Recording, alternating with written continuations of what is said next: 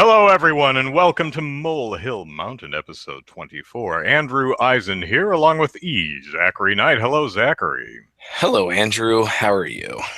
I'm doing pretty well because, and let me lock the camera on me for a second because this is going to be difficult, because after like 8 months or so, let's see if we can do this. I finally beat Pokemon Picross. You can see the perfect... Nice 100 out of 100. Yep. Yeah. Yep. And I didn't spend a dime on it. That's a free-to-play game. It took me 8 months. I think it came out last March. So it took me 8 months, but I beat that sucker without spending a dime. Nice. And I am probably more proud of that than I should be. I'm sure Nintendo's watching going, okay. if that's how you were happy spending your time, dude, go for it. So, wow, Pokemon, 8 months. 8 months. Pokemon Picross is now done. Because if you don't know, it's one of those games like, Candy Crush or something like that has the energy meter, where every time you play the game, the energy meter depletes. And once it's gone, you can't play the game anymore, and you have to wait real time for it to regenerate. So you can only play so much in a given day. That's how that game works, which is why it took 8 months to beat it. Nice. But I stuck to it, and by gum, I beat it. Actually, it didn't take me as long to get the stupid Divine Wrath sword in Monster Hunter. I think I told that story a couple weeks ago. It took me 77 hours or some ridiculous thing like that, but it didn't take me 8 months. It took me about a month. Parker S says hi. Hello, Parker. Matthew asked an interesting question here. How big a JRPG fan are you, and does the Persona series interest you? I'm a fan of both. They're very broad classifications, of course, but I'm a fan of both classically JRPGs and classically Western RPGs.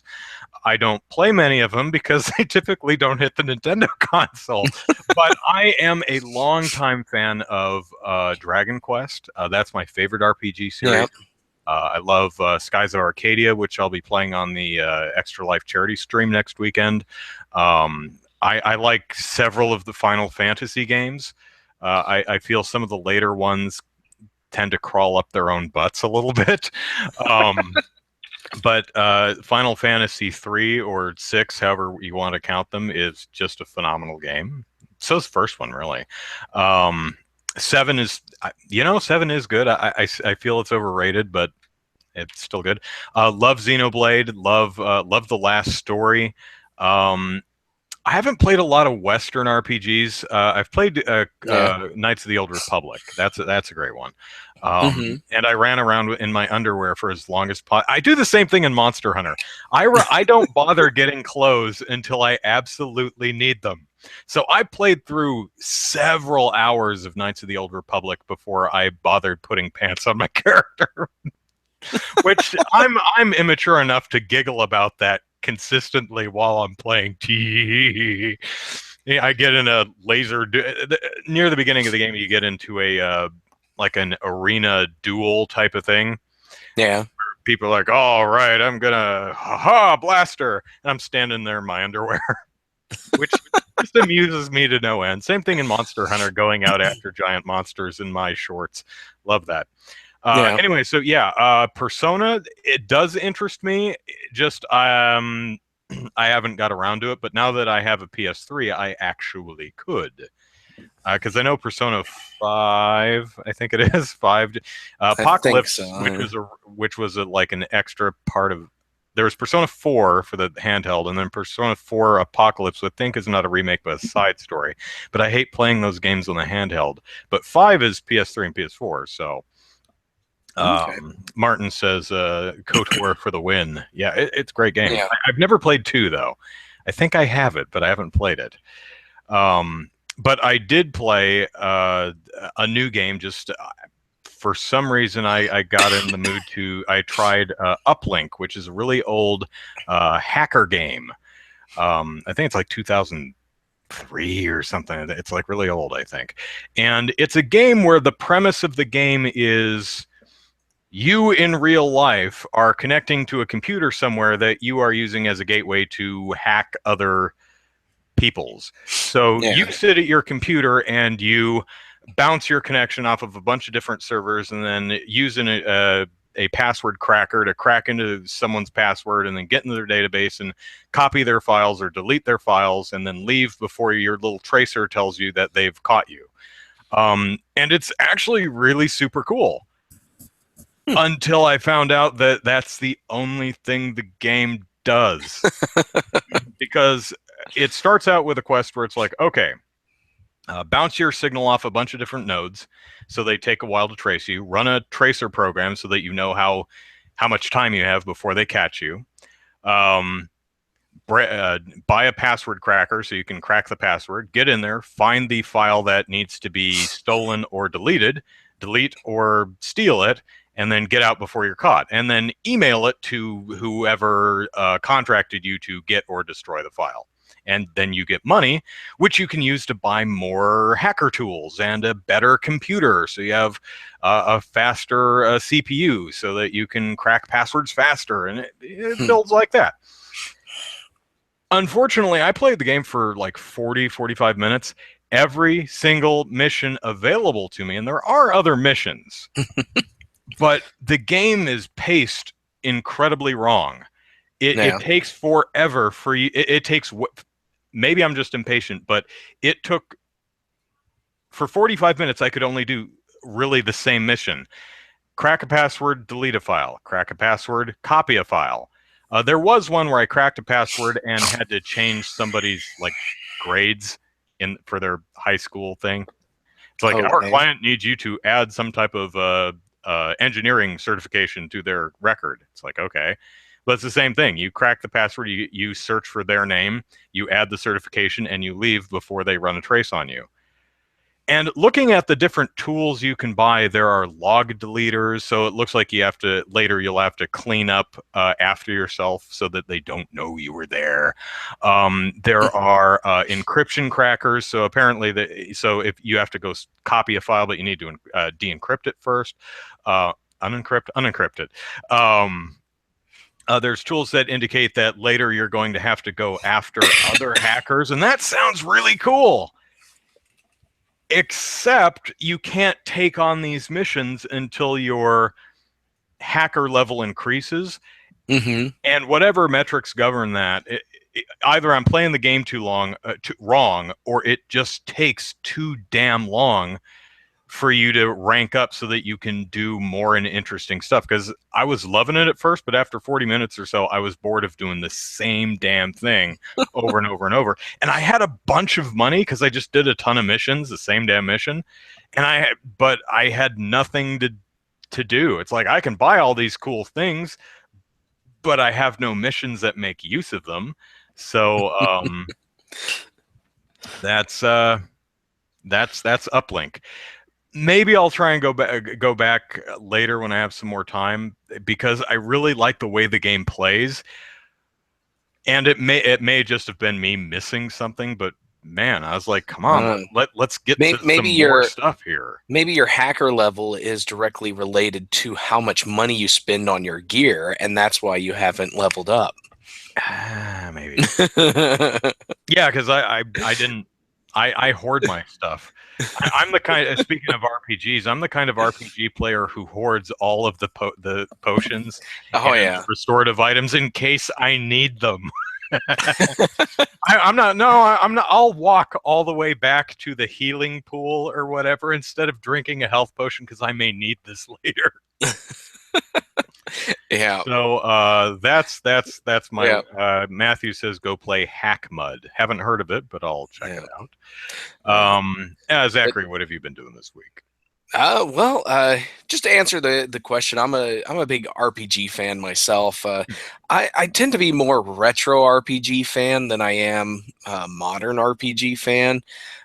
So I played every Final Fantasy game, except for number 2, because I haven't played that one yet. But I've played all of them up to 10, and I beat 10 and decided, yeah, I'm done with the series. I just had no interest in playing 12, 13, or I guess 15 is now coming out. Yep. Yeah, so I just have no interest in playing those. I've played a few other RPGs and more modern stuff, but man, it's just some of these things are just hard to get my attention. Just hard to get me into that role state of mind that I just want to complete this. I have, you know, but stick me in front of a Super Nintendo, Genesis, PlayStation 1 RPG, and I'll play that thing to death. But yeah, I just yeah, I don't know. For some reason, modern RPGs have a hard time catching my interest. I think the big thing is like with Final Fantasy, I don't know. I think with Final Fantasy and things like Elder Scrolls and all of that, I'm just not really interested in that particular style of gameplay. Where it's like Final Fantasy 12 came out and they wanted to copy the gameplay from Final Fantasy 11 into a single player experience, and that just didn't appeal to me. The same thing with a game called White Knight Chronicle, where it's like I play one character and then I have AI controlled party members that follow me around.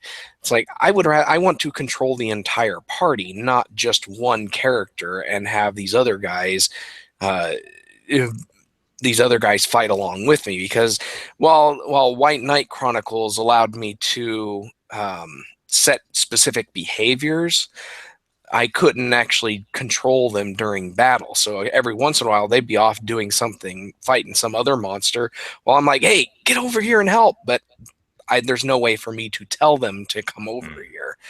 So, uh, but yeah, so I'll play pretty much anything that's retro style and or retro, like Scotty's new. asking about Earthbound. Uh, I have never actually played Earthbound. In I I bought it on the Wii U Virtual Console. I haven't got around to playing it yet. Yeah, yeah. It's one of those things that's on my list to buy when I get around to buying things on the Virtual Console. But I don't. But I haven't actually played it, and there's no way I'm spending 200, $300 on a physical copy of it. Oh yeah, So yeah, it's insane. But yeah, I hear lots of good things about it, and Undertale's another RPG that I really want to try. It's got that aesthetic and that interesting gameplay that really catches my attention and makes me want to give that a try. But Undertale is one of those games or pieces of media that scares me because it's so beloved. yeah, I'm always afraid I'm going to be that guy who doesn't like Undertale. I don't want to be the guy who doesn't like Undertale. yeah, So I'm really hesitant to play it because I'm afraid I'm like, oh man, what if I think it's stupid? yeah, Because frankly, because occasionally that happens. I end up being the guy that like Cave Story. I wasn't. I don't dislike Cave Story, but I played it for a while. I'm like, nope. Braid, another one. Whereas, yeah. I wasn't a big fan of Braid. I did enjoy Cave Story. I never did beat it though. mm. Um, Limbo, I was pretty happy with until the ending, and I mean the very, very ending. Like literally the last 5 seconds of the game ruined it for me. I'm like, no, you actually had something beautiful and awesome and really intelligent, and you screwed it up. Damn you to hell! You blew it all up, you crazy apes, or what? I can't even remember the Planet of the Apes quote now, but yeah.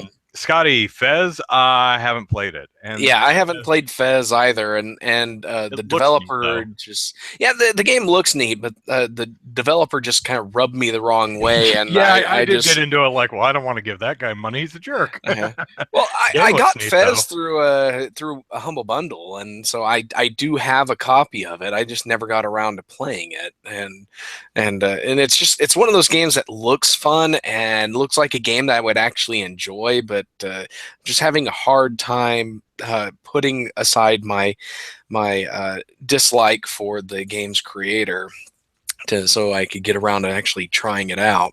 Mm. Um, but Matthew yeah. wonders which ending in Undertale I would eventually get. I don't know. I mean, I imagine it's one of those "did you kill everything or did you kill nothing" kind of things. I Yeah, don't know how binary it is, but yeah, I don't know because I haven't followed anything about the endings. If I just see memes and read some articles about it, but I do like games with multiple endings. I mhm. played Chrono Trigger. Oh And yeah, got every single ending there is, and it's nasty. like I even had to look up some because there was a couple of endings that if you don't get them at this right exact moment, which is a like a 30-minute window of getting this ending, you don't get that. You have to play the game over again to get to that ending. So I had to hit up some strategy guides to make sure I got every single one of them. Yeah. Uh, I typically will do the harder thing, like I'll do the pacifist run, or I'll do the super sneaky stealth run instead of all out Rambo run. yeah, But sometimes I'm just in the mood to blow stuff up and kill everything. So I mean, it kind of depends on where the challenge lies and how yeah. fun the combat system is. Yeah, I have no idea what my particular Yeah, Undertale playstyle would be. yeah, and but speaking of Undertale endings, and I guess games with multiple endings in general, it all depends on how much fun I had playing it the first time through, whether I go back and try to get the other endings. Because if the game just if I just kind of went through the game and thought, that was all right, I'm not going to go back in and try playing it right away. I may return to it later on, or I just Mhm. may not. But Matthew says the hardest boss in the game is on the genocide run. I've Is it actually called a genocide run? Is that a an understood terminology, or is that just what you? I like it. Kill everything. I never actually thought about it like that, but that's really what it would uh, be. Yeah, kill everything. Um, from what I've heard, and this may be completely incorrect, the game does something. I don't know if it's screwing with your registry entries, but I've heard it does something like if you kill something, even if you replay the game, no, you killed them and they remember. You can't redo it. So I don't know. Maybe it's a game you can't get all the endings unless you completely uninstall the game or something like that. But I don't know. hmm, very interesting. Yeah, I would like to play it sometime, but again, it's one Yeah, of those games that I'm a little bit squeamish of because I because of really how popular it is. I Yeah, genuinely do not enjoy not liking the thing that everybody else likes because I get jealous. I want to share in the joy and love and enthusiasm. I don't want to be that one guy standing off in the corner going, I don't like it. I don't get it. Why is this happy? Or why is this anyway? Yes, it's called that. If you literally kill everything, you get the genocide ending, and yes, it remembers. That's fun. nice, All right. nice. So, okay, Matthew was asking a little bit about Nintendo earlier. Uh, All right. so we talked about the Switch at length last week. Yes, we did. Um, My uh, wife was wondering where I was the entire time. She's like, "Are you guys done yet? Are you done yet?" 10 So, o'clock. Do you know where your children are? Heck, do I know where my husband is? yeah, So basically, the only new actual news that's come out is Nintendo has clarified that the next that on January 12th, our time. It's actually the 13th Japan time. But January 12th, it's going to hold a live event that basically an E3 style press conference. So it's going to have a live event where it reveals the price, the specific release date, and show off a bunch of games. And that's going to be on January 12th. And that's all we know. So 2 months and change until we learn more. I'm just really happy that I put something snarky on Twitter last week. Something like, I don't remember what it was, but I snarked about it. It's just nice that Nintendo went ahead and let us know how long it was going to be, rather than in the middle of 2015 saying, we'll talk about it in 2016. Sometime.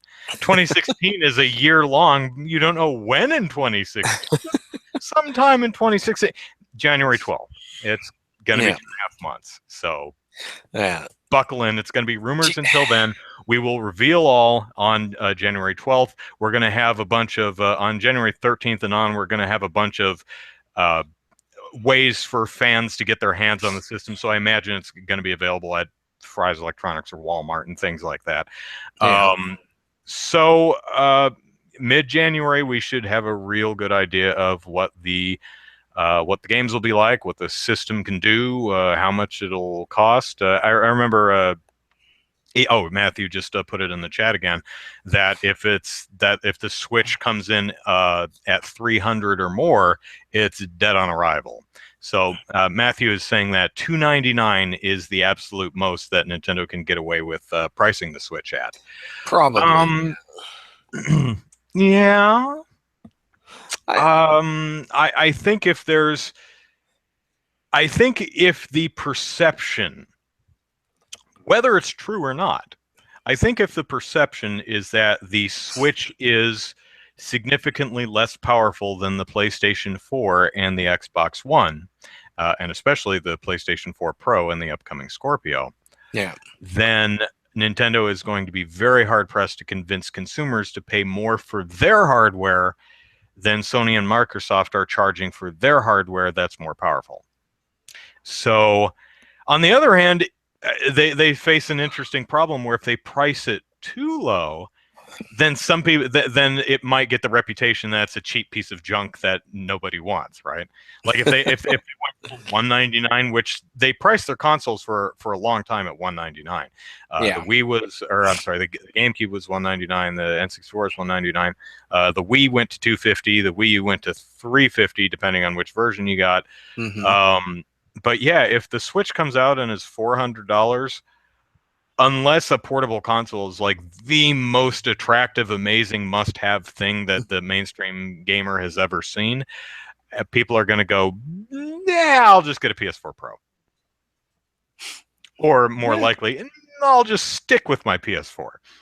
Yeah. Because we have to remember also that we're at that point, it'll be 3.5 years into the current generation.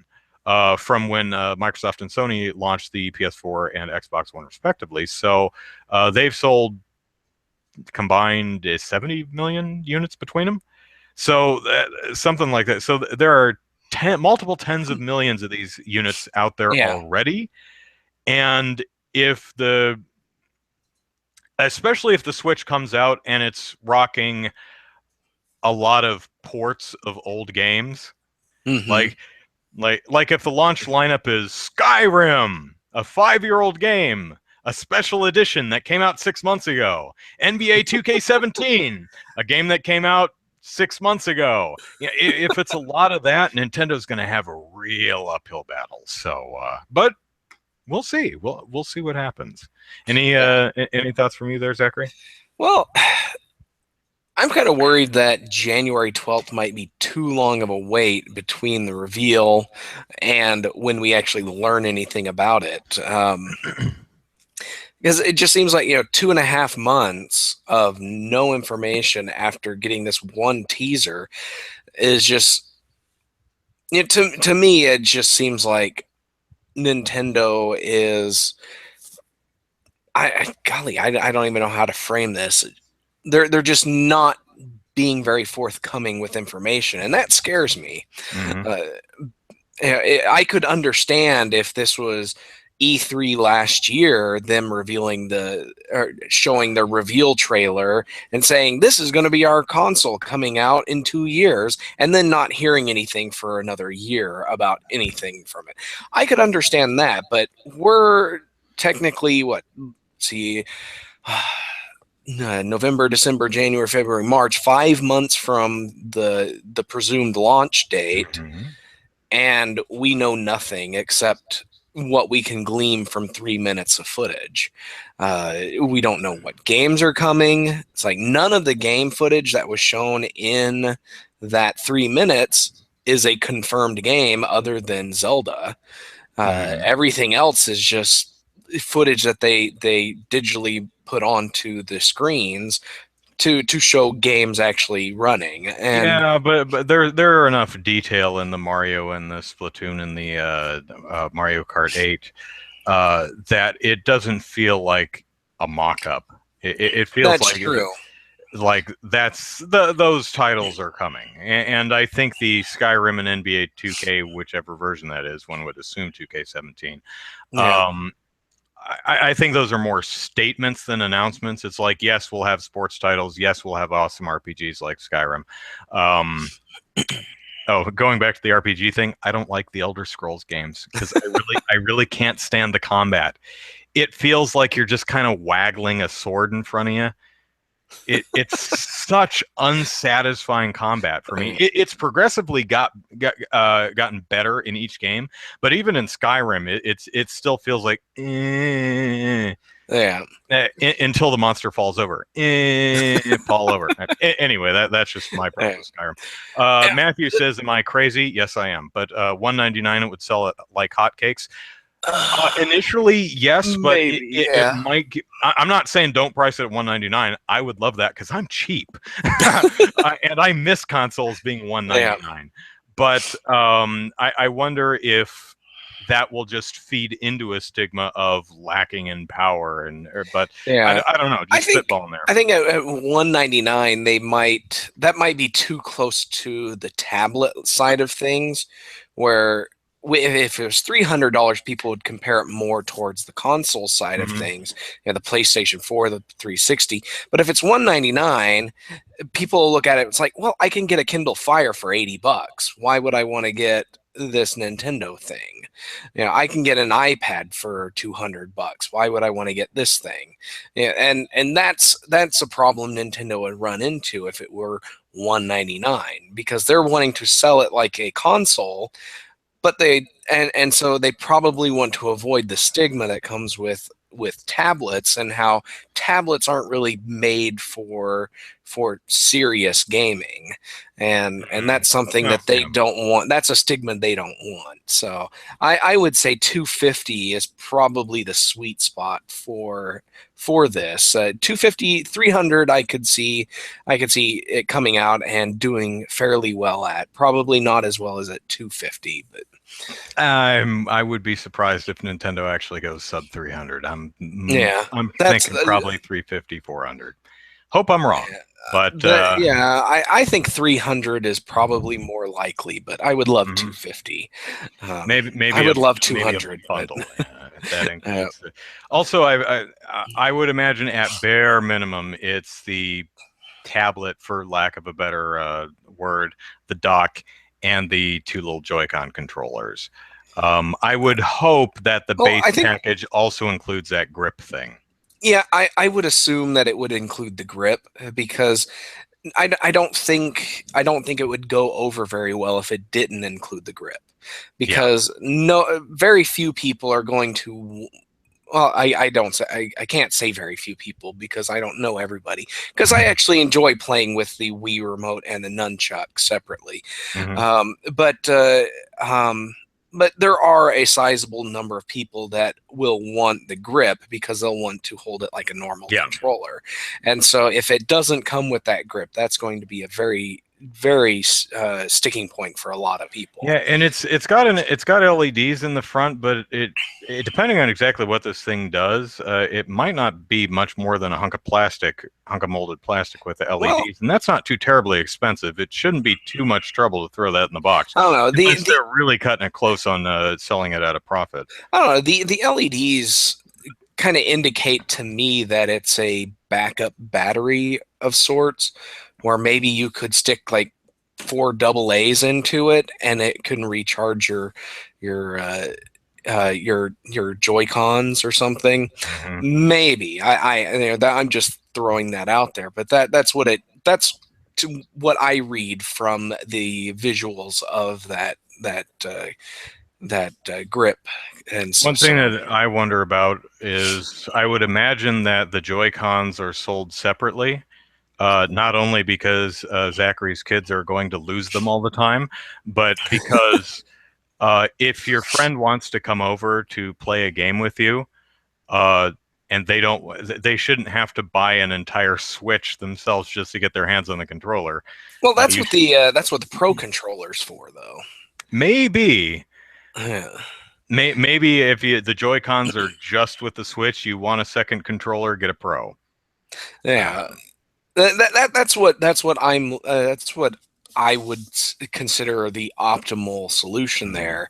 But yeah, having the ability to buy the Joy Cons on their own too would be great, because the system itself, it has shown that those Joy Cons function as individual controllers as well as a paired controller. Yeah. So having the ability to buy two more of or one more of each would be useful for those 4 player games that don't require a full 8 button plus Right. two Right. analog stick configurations. So So, also, probably the last point I want to drop is I find it hard to believe, and I've heard some people suggest this might be the case, but I have a hard time imagining that the tablet portion of the Switch cannot be charged outside of the dock. I have to imagine that there's some way to oh, plug that sucker into a wall. even if Nintendo doesn't release an official charging cord, Hmm. there's going to be a third-party charging cord Yeah, released, and it's just going to be a duplicate of whatever port Nintendo uses to connect on the the bottom. system to the dock, and Mm. and and that's what these third-party charging ports are going to be. But yeah, I'm just throwing that out there. But I would hope that Nintendo would include a charging cord in with it, so Yeah, that because I mean, if I'm going on a plane, I mean, I imagine even at best the battery is gonna last 5 hours at most. now, Hopefully, it's better than that. But are you telling me that once it's out of juice, it's useless until I go back home or find someone else who happens to own a Switch? Hey, dude, do you have the Switch? Yeah, can I use your dock? Mine's out of juice. I find that really hard to believe that that would actually be the case. yeah, definitely. It's going to come with a cord, or it's going to Scotty have J cords says it should available. be micro USB. You mean the charger? It should. They all should. They should all be just micro USB ports so that you can just buy a charging cable and use it for all your devices. But Nintendo's not. I believe it's going to be a proprietary thingy Nintendo has bob, not whatever it used. is. Let's see, the Game Boy Advance SP, the DS, and neither one of those, and the 3DS, none of those have used a standard industry standard charging port. They've all been they've all been proprietary. Is the Wii U gamepad, is that a proprietary port, or does that use a Pretty sure it is. Let me check. Um, hmm. Actually, it looks like the same one on the back of the 3DS. No, it's slightly larger than the one on the back of the 3DS, but no, it's proprietary. okay? Um, yeah, the gamepad is proprietary. So yeah, Everything has been proprietary so far, so it's going to be a proprietary charging port. There's no doubt about that. No, according And to Laxter, the Wii U Pro controller uses mini USB. That's nice. yeah, that's pretty good. And Matthew points out that, yeah, in Europe, the 3DS doesn't include a charger. The idea behind that was that it uses the same charger that the DS did, I think, if I'm remembering the right Yeah, instance. That's still kind of crummy. It's like it's use you have to have the charger. This thing doesn't run on batteries. You need a charger. yeah, But I guess if you already have one, then they. Although, if I remember correctly, it wasn't like the 3DS in Europe was any cheaper. It's not like we saw that it's not like we they did. saw that reflected in the price. I don't. Yeah, they didn't save $50 on that. Scotty also said earlier that the Switch is rumored to be using some form of Tegra, possibly Tegra 2, which is getting close to PS4, Xbox One, and Epic has announced Unreal Engine 4 will run on it. Yes, Switch will support Unreal Engine 4. That was confirmed. Yeah, we don't know what kind of chipset. We do know it's NVIDIA. The people are assuming Tegra, possibly Tegra 2. But while that could potentially get it into at least a comparable area with the PS4 and Xbox One, it's really going to depend on what the OS of this system does, the rest of the system architecture, the CPU, how much memory it has. Going to depend on a lot of things. But the Switch, from what we know about the Switch, it's possible that the games could look pretty close to PS4, Xbox One level to the mainstream gamer. I think real savvy-eyed gamers like you and me and the folks watching the show would be able to tell really easily. But as I mentioned last week, it's possible that the Switch could be close enough. Yeah, so. and I posited the theory that with the Unreal 4 support, it's most likely a port of Unreal 4's mobile engine than it is their console engine, just because that's because the system. One or the other. Yeah, they didn't specify, and since the system is a tablet, that is my running theory right now. So, and that's going to be another hurdle because Nintendo has to most everyone has a phone and or a tablet. So Nintendo needs to convince people that when they're going out, that I find it hard to believe that a lot of people, unless they're going on a trip, are going to take their tablet and their Switch. It's going to be one or the other. And Nintendo has to convince people, say, look, you want to take your Switch with you, even though you can't do Twitter or email or maybe you can. But it's going to be a tough sales pitch. So it'll be interesting to see how Nintendo does with that. Yeah, and Will says that the screen is supposed to be 720p. I believe that is that is the consensus right now. The consensus I believe is that it's 720p and then it upscales to 1080p when docked, but we won't know for sure until it comes out.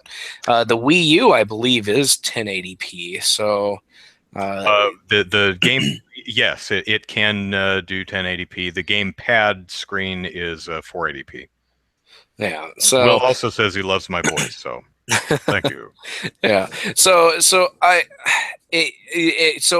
the system is capped at 720p, that seems like a step backwards, and won't make very many console gamers happy. So right now, I don't think. I would be sincerely surprised if the system did not output 1080p to the television. That would shock me. Shocked I would be.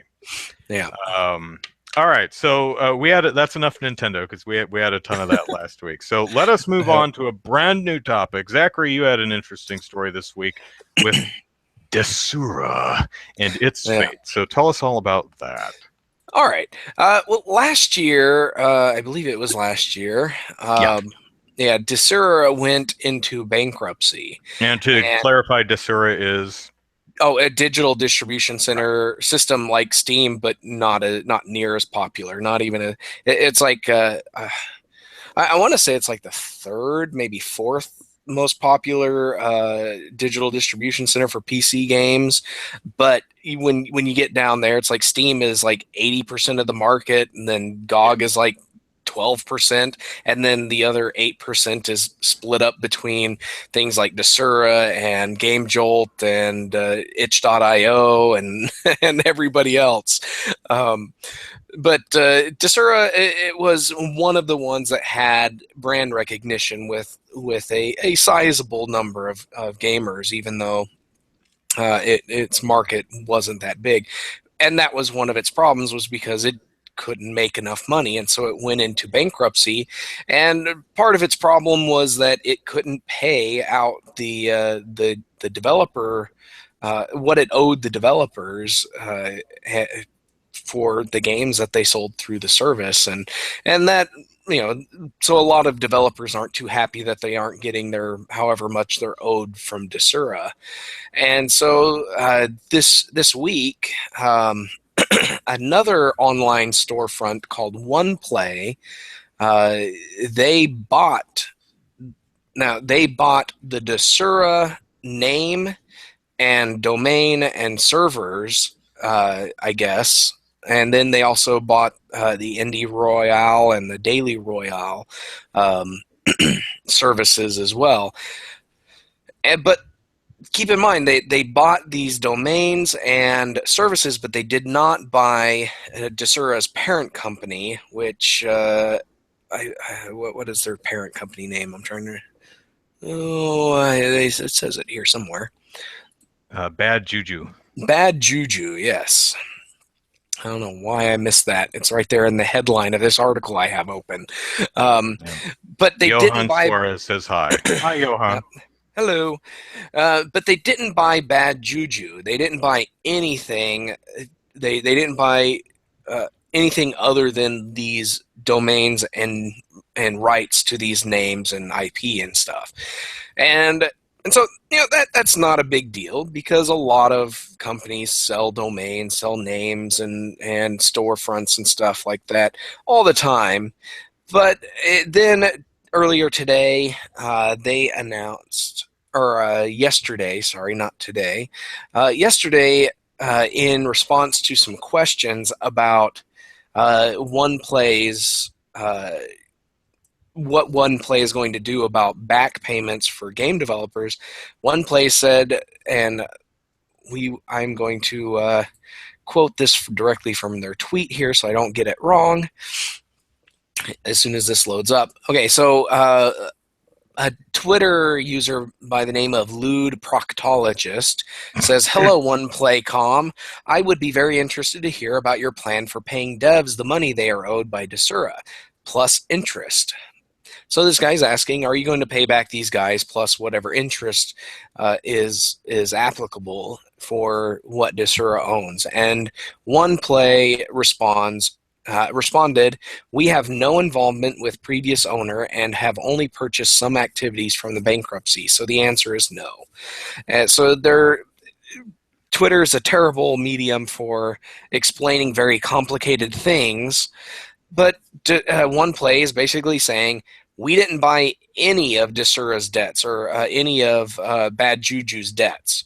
We just bought the domains and the services. We don't owe any debts that are owned by Bad Juju must be taken up with them.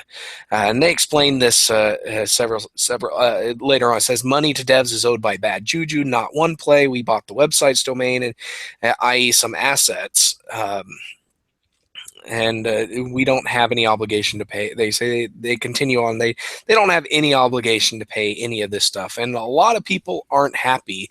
I haven't seen very much.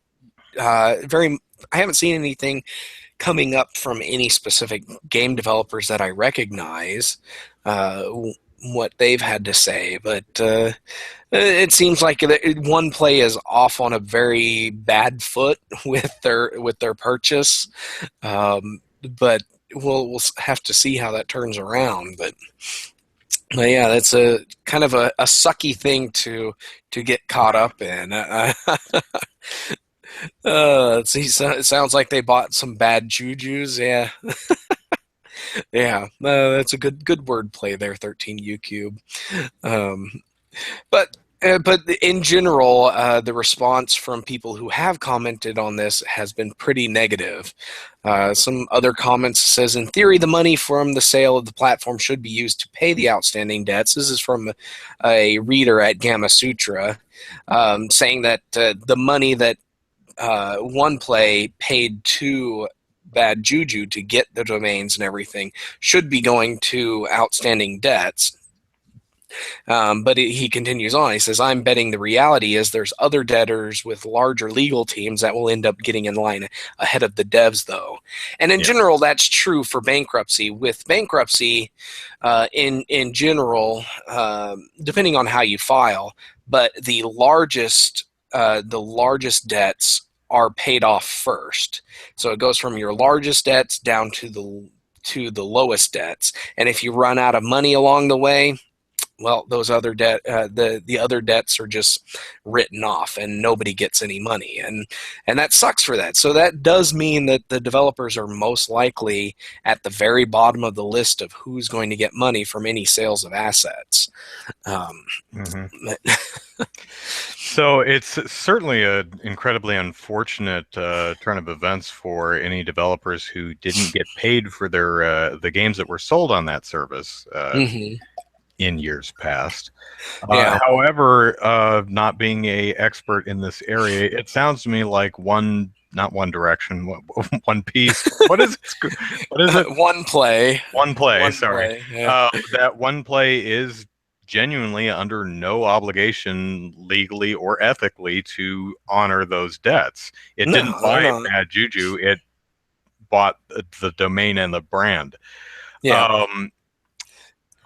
However, I would say, just from a PR perspective, One Play should have put maybe a little bit more thought into exactly how it worded its communications on Twitter. Yeah. And I realize that's difficult to do with the character limit, but still, that's going to be, it's a very sensitive topic. So you want to be I would think you want to be as empathetic as possible. Yeah, definitely. Twitter is a terrible, terrible medium to explain something as complicated as this. If I were OnePlay, I would have written up like a blog article explaining exactly what we bought, what this means, what our responsibilities are, how, if you're a developer, how you go about seeking your back payments and all of that stuff, and just posted that online, and then in the Twitter just say, hey, if you have a question about any of this, go here and read it, and then come back, if you have questions. Yeah, that would have been my approach to it. But honestly, if I were a developer who was selling games through Desura, and 2 years ago I stopped getting royalty, or stopped getting my payments from Desura, at this point, I would have completely written it off and just not cared. It's like, there's no way I'm getting this money back. Let's cut my losses and see if I can get on Steam green light. Yeah, it's because if it's been 2 years since you've gotten money from a company, then your best bet is to write get some legal expertise in to help you get your game removed from that service, so that you're no longer no longer contributing to the company that's you consider doing you harm, and then move on with your life. It does suck, because I'm sure a lot of these developers would be writing off several thousands, maybe tens of thousands of dollars, but at this point, there's probably not a lot they can do. Yeah. Shame. All right. Let us move on to a final topic. Spoilers! Woo!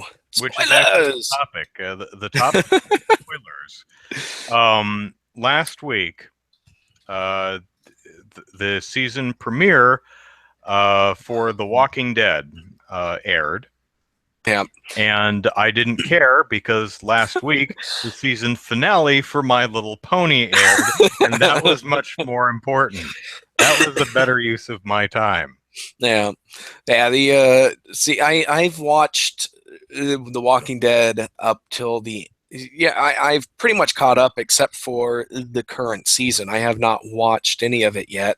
Um, so, but I don't particularly care about spoilers, so I actually read about what happened in that, and I'm not going to spoil anything from this particular show, Just to give but y'all a setup, the last season ended with someone being beaten to death off camera. Uh, and it's well, like, it oh was my a gosh, who died? first-person perspective of someone being beaten to death, Okay, that but still counts as off camera. yeah, But okay, technically it's so still off yeah, camera. Yes. so someone died at the end of season 6, Yeah. but it didn't show who. So throughout the entire summer, people, oh my gosh, who bit the big one? It could be person A, B, or C.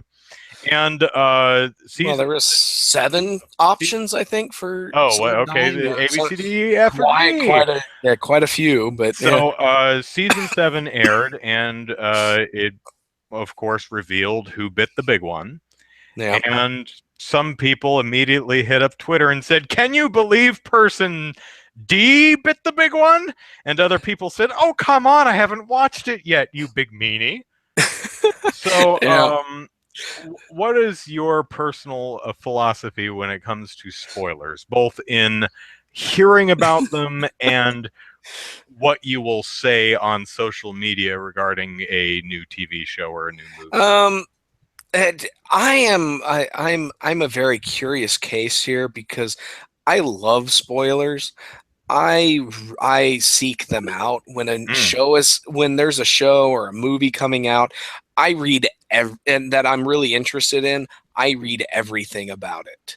I watch all the trailers. I watch all the clips. I read all I read all the cast interviews, seeing what news drops mhm. out of their mouths on accident. I love it. I geek out about the stuff I enjoy, um, but typically I don't talk about it, especially if I know somebody else is a fan of the same thing. I don't typically talk about things that I know are spoilers because it's just it's I don't know. I like the stuff, but I don't like ruining it for other people because I know that there are people that are not like me. And what in the world is that? Will Altmaier. I don't know what that emoji is, but I thought it was something on my screen, and I'm like, "What is that?" And it won't rub off. No, it's like a very light square. I don't know. I don't It's know like if it's a wine bottle or something. oh, I don't know. it's not. It just comes up as a square. I guess I don't have the right font Okay. package to display it. I guess. Um, so yeah, I don't typically talk about spoilers, but I do love reading about them Hmm. and everything. And I'm the type of person it doesn't bother me if I know what's going to happen. Hmm. So uh, I still enjoy the show. I still enjoy the movie. Yeah, Or I do you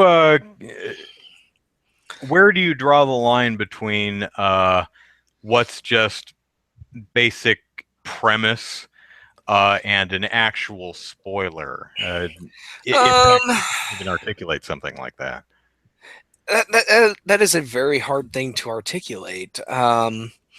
Well, I'm trying to think because where do I draw the line? Oh, Because there Will's image, which doesn't come up on me, is supposed to be the bat that what's he beats someone to death with on the show. I guess. Okay, okay, I thought it was like a I razor wire guess wrapped bat, but apparently it it's looks like a wine bottle. yeah. I don't know what that is, but yeah, the Negan is the character that comes in at the end of season 6 and bludgeons someone to death, and he's got a baseball bat that's wrapped in either barbed wire or razor wire. I forget which, and uses that to beat people over the head. Um, but what do I define a spoiler? I Mhm. think a spoiler is something that is revealed Either it's not it's either the payoff for a plot element Hmm. or the twist at the end of a film or a book or whatever. It's not a normal part of the it's not a normal part of the plot, I guess. Right. um you know So the like Doctor Octopus is the bad guy in the new Spider-Man movie. That's not a spoiler, right? no, that wouldn't be a spoiler. That's just That's a just the movie. yeah, that's just the movie. That's just like we know who the bad guy is. It's 112 minutes long. Ah, spoilers. Um, some classic examples of spoilers, and this is another sticky topic. Is like how long should you wait before you reveal spoilers, before I you think we talk can I about them? think we can safely And spoil Star Wars or Empire Strikes uh, Back. Darth You, Vader you, is Luke yeah. Skywalker's father. Yeah. Usual Suspects, I think, is fair game now. Yeah. Kevin What's the Kevin spoiler in Kevin that? Spacey is Kaiser Soze. Okay. Now, Uh, just to go off on a tangent, I saw I think the film is 95. I saw it on, probably rented it from Blockbuster. So I saw it in like 97. I did not know what, this was like pre-internet. So I didn't mhm. know that there was a twist, or so there were no spoilers pre-internet. Yeah. um, so So I watched the Walking Dead, Usual Suspects, and it opens with the five usual suspects doing a lineup thing, and I mhm. immediately went, "It's Kevin Spacey." I don't even know what it is. I don't know what it, but it's him, because Yeah. the movie is going out of its way to convince you that, well, it couldn't possibly be that guy. But Yeah. it's definitely not that. I'm like, it's definitely it. Whatever it is, it's him. And I ended up being right. Yeah.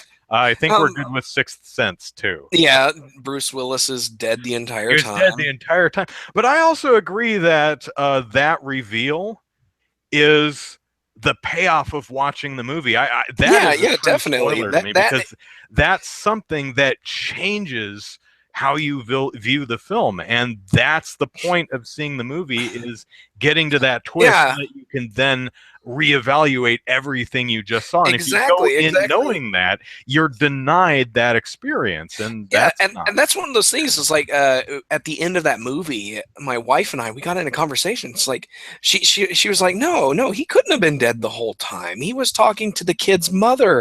And I'm like, looking back, I'm like, no, he actually wasn't. He was just sitting there, and both of them were just sitting in the living room, staring quietly into space. It's like nobody was saying anything, and just so other things. But other spoilers like oh my god, and Scotty, your autocorrect hates you. yeah, but eventually some spoilers get to be such common knowledge that they are no longer they can no longer be spoiled. Take for example the strange tale of Dr. Jekyll and Mr. Hyde. In Sure. that the actual surprise at the twist at the end was that they were the same person. Jekyll is Hyde. Yeah, Exactly. And that's like that was the big reveal at the end of the there book. are things that And eventually become part of our popular collective, culture yeah. consciousness. Yeah. And so and so eventually things do reach that point, but it's like at the very beginning. It's like if you were to have picked up Jekyll and Hyde off the penny novel rack at your local convenience store in the 1800s, and then someone walked up to you and said they're the same person, and Oh, come you would on. probably be pretty ticked if you hadn't actually bought it, or if you hadn't actually read it yet. Um, but then so the big question is like when is the appropriate time to wait? Like how long should you wait before you reveal stuff? 1 month after it hits Netflix. So 5 months after theatrical release. I don't know. uh, Um, I use your best guess, I guess. I yeah. personally, I usually If I'm talking about something that I would consider a spoiler by the metrics we just discussed, if I'm going to say it and I'm not sure a person has seen the movie or played the game or whatever, I'll usually just ask first. I'll say, "Hey, have you seen the usual suspects?" And no, it's like, "Are you ever going to see the usual suspects?" I'll just ask. I'm like, "Do you mind if I tell you this about this thing?" Um, Yeah. and that's basically how I Yeah. Matthew says govern 0 myself. days, 0 hours is his view. Yeah, Matthews, Uh, and anytime anything is fair game. Although I do hope you respect anyone else who doesn't want to know specifics. I yeah. do agree that some people don't tell me anything, not even the film's rating. That gets a little silly, but it's like, okay, I'm just Yeah. not going to Well, talk it's to you. like I read IO9, the sci-fi site, and specifically I read their morning spoilers. But Hmm. even still, there's people who will get onto the morning spoilers comment section and say, "Stop spoiling my show." And it's Oh, like, yeah, dude, you're that's absurd. in the morning spoilers. And then there's the people who are like, man, I stopped watching trailers for this show or this movie 2 months back because I don't want to be spoiled on anything when I go in. It's like I watched the teaser trailer and that was good enough for me. And it's and I people want to be that dedicated to Sure. not being spoiled. I guess that's up to them, but it's not my responsibility to not post the latest trailer for Oh, yeah, Doctor yeah, yeah, Strange yeah, on my Facebook feed. If you want to avoid that, it's yeah. like Just just don't leave the watch it. internet. Yeah, Yeah, don't or don't just click don't hit play. play. It's okay. Yeah, You don't have to watch this. You don't have to click through in this article. yeah. Um, Vixen had something earlier. She says if it's advertised, then it isn't a spoiler, in my opinion. Yeah, I agree. If That's it's a in the very good trailer, point. then yeah. Yeah. And there was an example of something fairly recently that I was thinking, man, they might have wanted to save that for the movie, and I don't remember off the top of my head what that was. For some reason, I'm thinking Star Wars, and I don't remember if Force Awakens had something in the trailer that I'm like, they might have wanted to kept Yeah, that I'm under trying to wraps. think. But I There do believe are. also that spoilers, especially for films, do have a statute of limitations. It's like the movie came out 5 years ago. If you haven't watched it by now, you're out of luck. Okay. Yeah, my personal opinion, I guess, is that with television shows, Hmm. I will avoid spoilers for maybe a week, maybe 2 weeks at most, Yeah. because we are Give me a chance to. I DVR'd it. I'm yeah, gonna watch it. All right. yeah, it's like give you a chance to either watch it after you've DVR'd it or wait a week and watch it on Hulu or whatever, where they force you to wait that stupid week. For sci-fi channel stuff where they make you wait 8 weeks, you're screwed. I'm sorry, I'm spoiling that. Yeah, yeah. Oh, 13 You Cuban Scotty J just came up with something that may not have been the one I was thinking of, but absolutely is the trailers for Batman v Superman: Dawn of Oh Justice, yeah, where they where they they pretty much just laid out the entire movie for you. I mean, yeah. the movie really felt like Doomsday was supposed to be kind of a surprise, like a big reveal. Um, Uh-huh. I mean, you couldn't keep Wonder Woman under wraps, but Doomsday, I think, was like in the first trailer. It's like, oh. I mean, especially since the movie was being advertised as Lex Luthor being the main villain, and then suddenly Doomsday, I'm like, oh, well, Superman's going to die. Exactly. It's Thanks like for spoiling it Doomsday has because showed up, so yeah, that's we what all know Doomsday what's going to does. happen. Yeah. I mean, let's see. Yeah. As Vixen says, tell me enough to get me intrigued, and then say no more, and I'll find out for the rest of myself. Yeah, uh, Yeah. yeah. I do see several film trailers where I'm like, well, now I don't need to see the movie.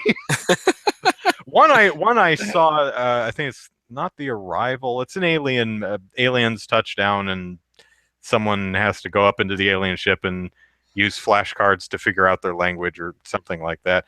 And the trailer, at least the first trailer, I haven't seen any subsequent trailers, only showed what appears to be like the first 30 minutes of the movie. And Hmm. like aliens come down, are they mean or not? We try to talk to them. I'm like, okay, that's an interest. That's a fine premise for a movie. It doesn't need Yeah. to. Batman v Superman, I felt like I saw the entire movie after watching the trailer. I'm like, well, that gives me really every major beat of the film, and it did. Yeah. From what I watched out of the corner of my eye on an airplane, that was pretty much the entire movie. So, Yeah. Now, no, we've talked about television and movie spoilers. What mhm. about video game spoilers? What would you consider a statute of limitations on that? Well, definitely a generation. Like I think we're okay spoiling Final Fantasy VII. You know, Sephiroth kills Aerith Yeah. because that was several generations ago now. I know Uh, I know some people have never played the game because maybe they weren't born yet, but you know, if something's several years old, I uh, think it's okay to publicly discuss something that's just been around for years and years. Um, but again, there are very few things I can think of in a video game, well, at least story-wise, that would be considered a spoiler. I mean, there are. I did see a preview for Paper Mario that showed off a level that I kind of wish they hadn't showed off in the trailer because it's a level I'm like, that would have been really neat just to been thrown into and go, oh my gosh, that's so neat. It would have been a nice little surprise. I mean, it doesn't hurt my enjoyment of the game. I was like, oh, you know, I personally had I edited that preview video, I would have taken footage of that level out just because yeah. it's so unique and so interesting that and you'll notice I'm not saying exactly what it is because the game came out less than a month ago. So, Yeah. Now, no, Matthew says for video games, none because YouTube, Twitch is a thing. And honestly, I don't think that absolves well, anybody from spoilers because no, people who don't don't want to watch get someone play spoils through the don't game. watch YouTube. They don't watch Twitch plays of these games because Yeah, they want to play it. But if I'm talking to somebody who wants to play a game that I just finished, it and the game just came out a month ago. I think there's a bit of respect there by not yeah, revealing anything in the game other than don't spoil anything, but tell them how awesome it is. Yeah, that's fine. yeah, yeah. But don't reveal that Golbez is Cecil's brother in Final Fantasy IV if the person's never played it and the game came out a month ago. They Yeah, will that, totally forget that by the time you play through Final Fantasy IV.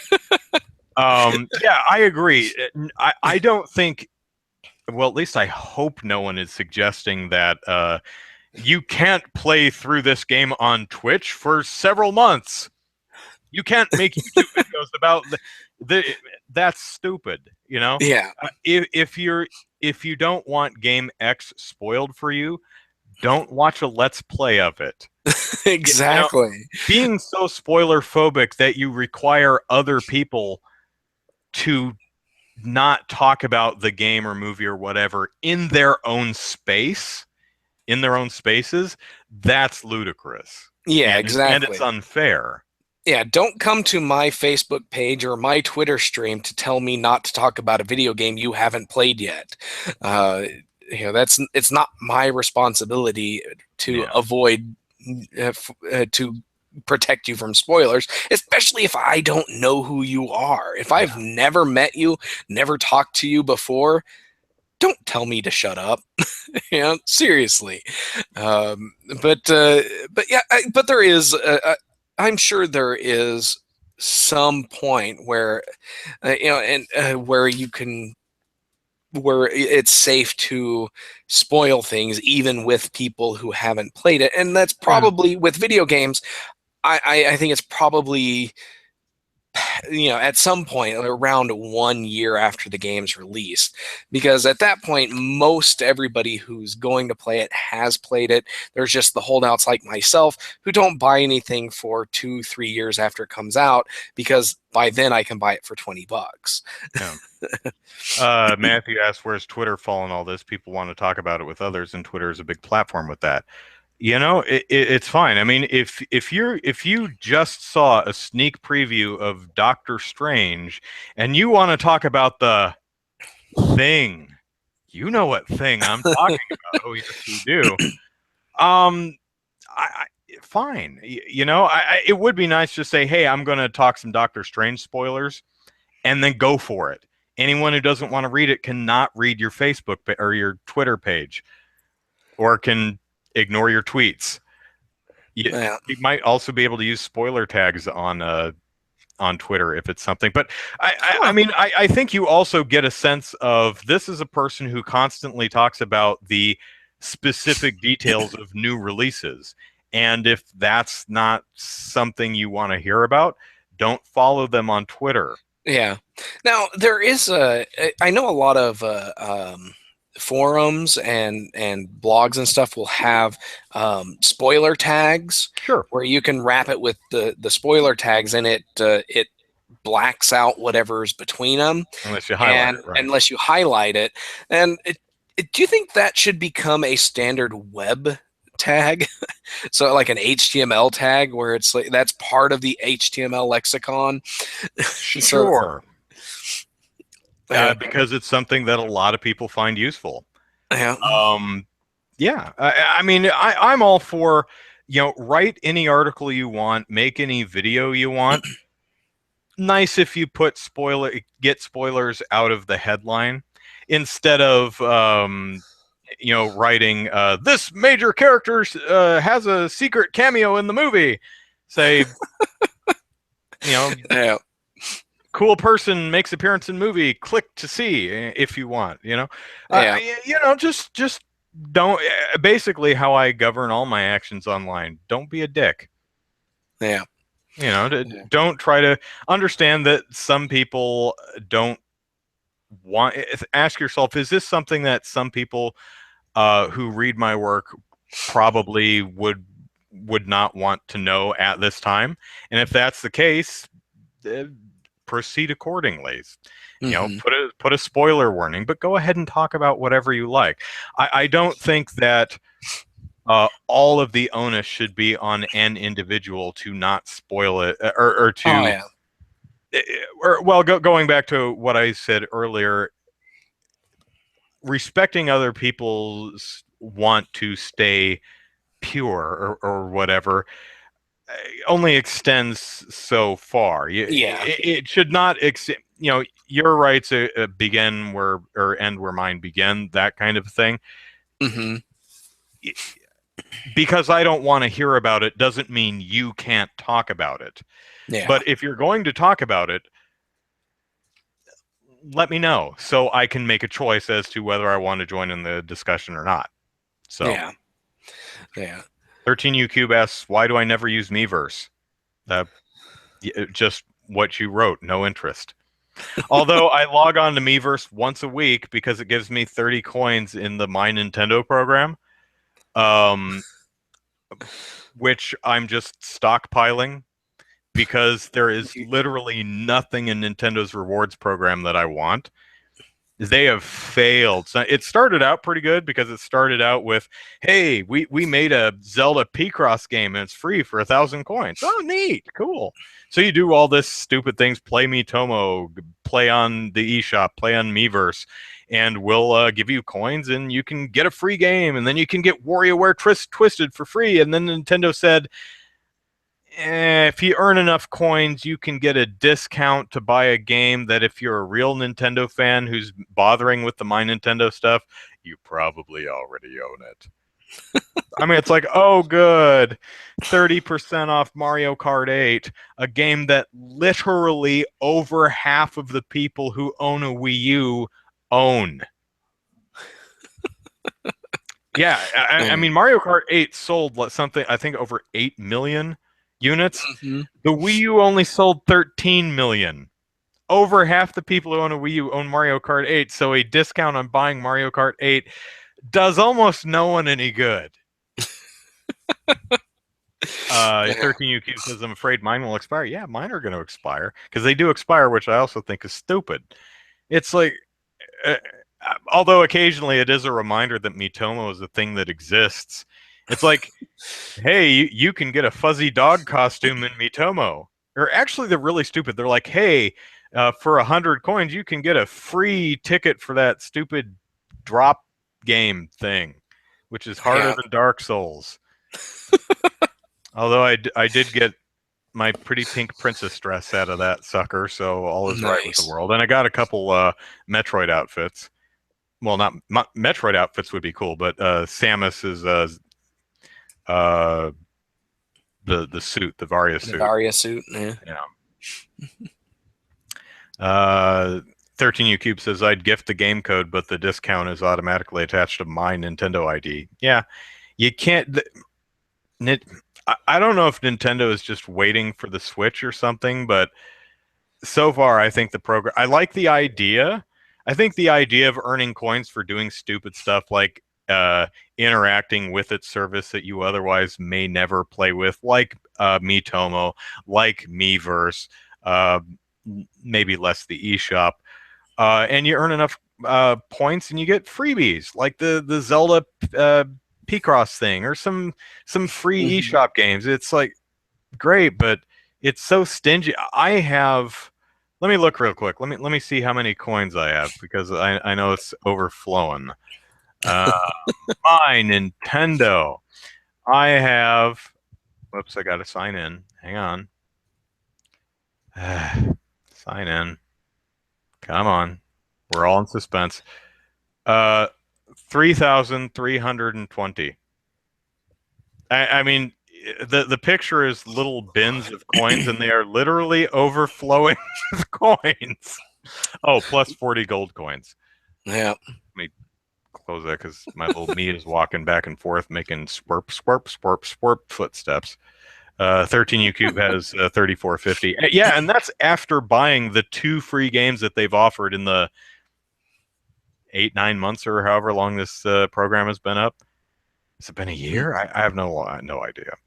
Anyway, we're after 8 o'clock, so I guess we'll wrap it up. And Zachary needs to get to bed. Get to bed. Yeah, I'm. This late night, the late podcast is convenient for me, but man, do I get tired by this time of the day. Well, yeah. So let's couple things of note is there will be no podcast next weekend. So no Molehill Mountain next weekend.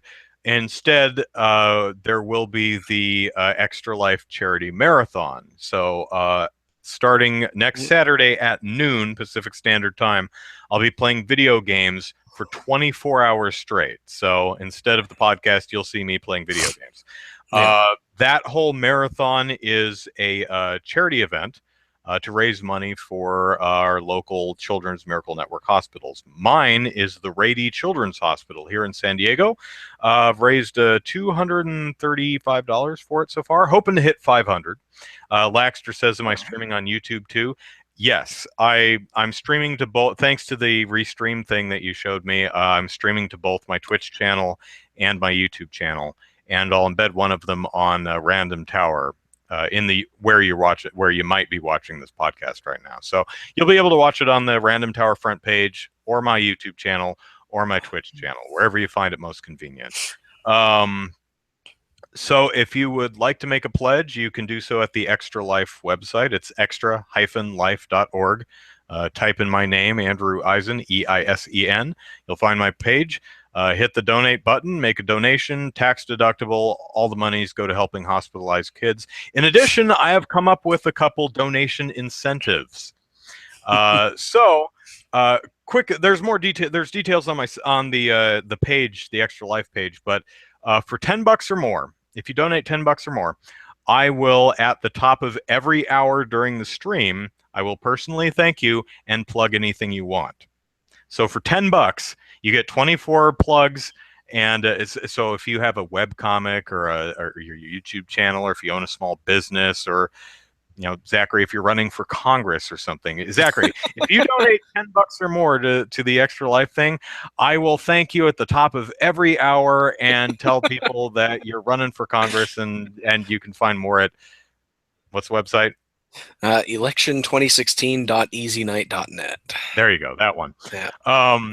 So $25 or more, and you can suggest a question for Q and Andrew. So ask me a question, and I will answer it on an upcoming episode of Q and Andrew. And yes, these stack. So if you $25 or more, you can propose a question and get something plugged every hour during the marathon. For $50 or more, I will listen to an entire Hatsune Miku song of your choice.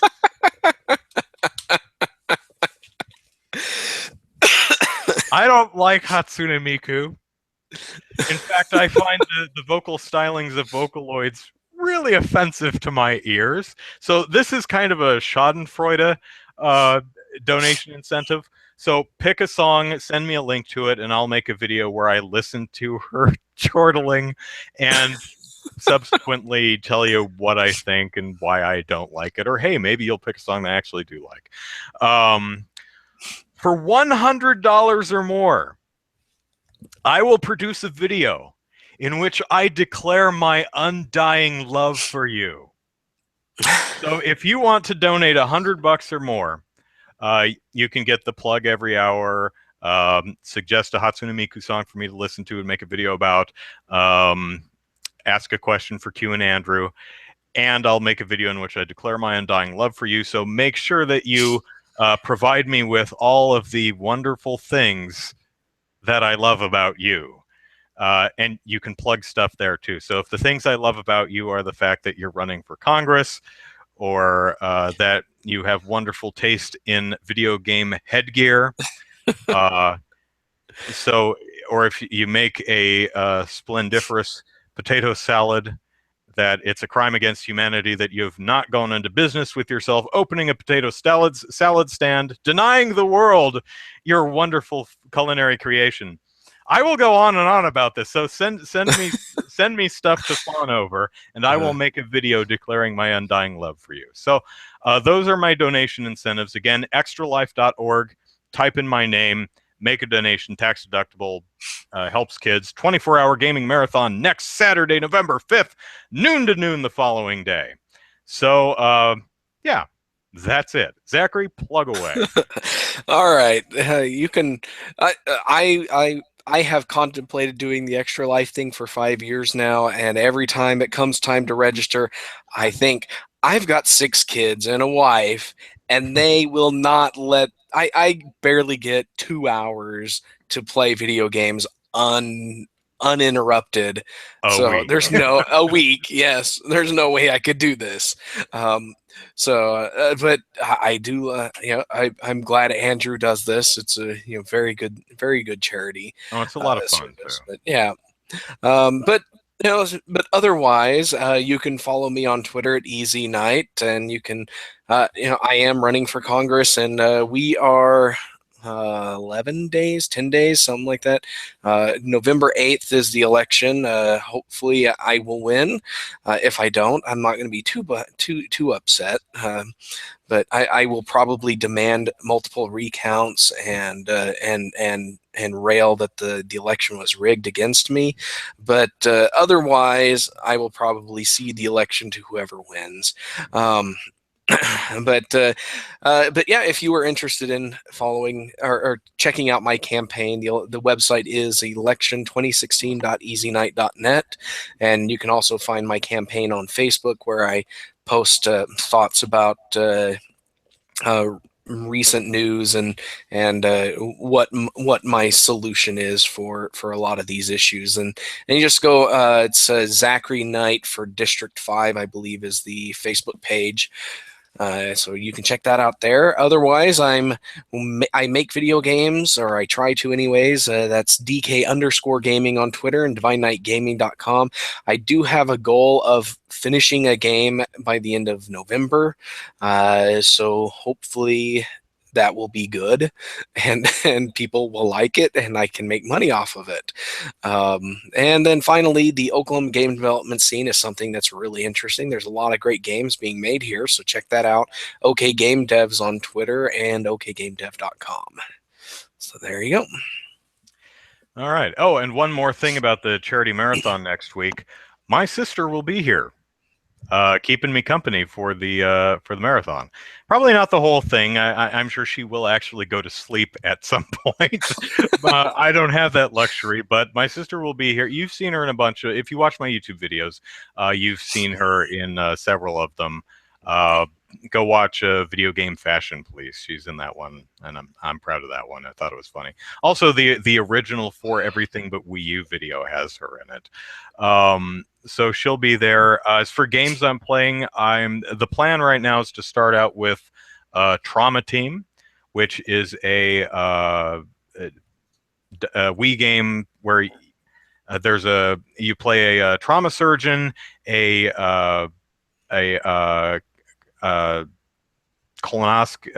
GI specialist, so someone who does colonoscopies, a Interesting. emergency responder person, so who's like rides out in the ambulance and stabilizes the person, and then takes them to the trauma surgeon. And there's a diagnostician, a orthopedic surgeon, I think. It's really cool game. So I think we'll start out playing that one. 13U Cube says the pet peeves video. Kelly and I, my sister and I, did a top 3 pet peeves. So that one's a good one.